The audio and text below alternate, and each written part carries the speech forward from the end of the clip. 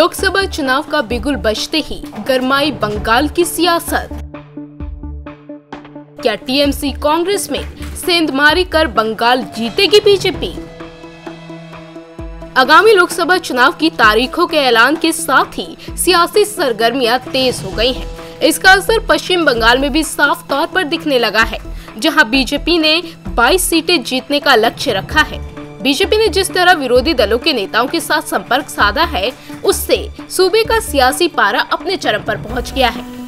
दरअसल पश्चिम बंगाल के बीजेपी नेता मुकुल रॉय ने हाल ही में विधाननगर के मेयर सब्यसाची दत्ता, कांग्रेस के पूर्व प्रदेश अध्यक्ष अधीर चौधरी और पूर्व मेयर के करीबी रहे बैसाखी बनर्जी से मुलाकात की।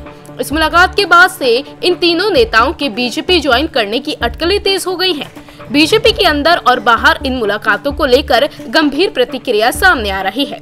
उधर इस मुलाकात की खबर सामने आते ही टीएमसी भी हरकत में आ गई है। टीएमसी ने इस मुलाकात को गंभीरता से लेते हुए पार्टी कार्यकर्ताओं की मीटिंग बुलाई। साथ ही टीएमसी सांसद डोला सेन को दत्ता के घर उनसे बात करने के लिए भेजा गया। सूत्रों के मुताबिक सीएम ममता बनर्जी ने भी मीटिंग में जाने से पहले दत्ता से बात की थी। इस मुलाकात के बाद तृणमूल कांग्रेस ने बीजेपी के खिलाफ मोर्चा खोल दिया है। साथ ही बीजेपी पर जानबूझकर संदेह की स्थिति पैदा करने का आरोप लगाया। हालांकि बीजेपी में जाने की अटकलों को सिरे से खारिज करते हुए दत्ता ने कहा कि बीजेपी नेता मुकुल रॉय ने उन्हें बीजेपी में आने के लिए नहीं कहा है। उन्होंने कहा कि रॉय उनसे और उनकी पत्नी से मिलना चाहते थे।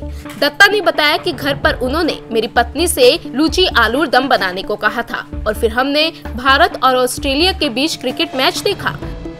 हमने इस दौरान राजनीति पर कोई बात नहीं की। हम एक दूसरे को लंबे समय से जानते हैं। वो मेरे परिवार से मिलना चाहते थे और मैं उन्हें मना नहीं कर सकता था।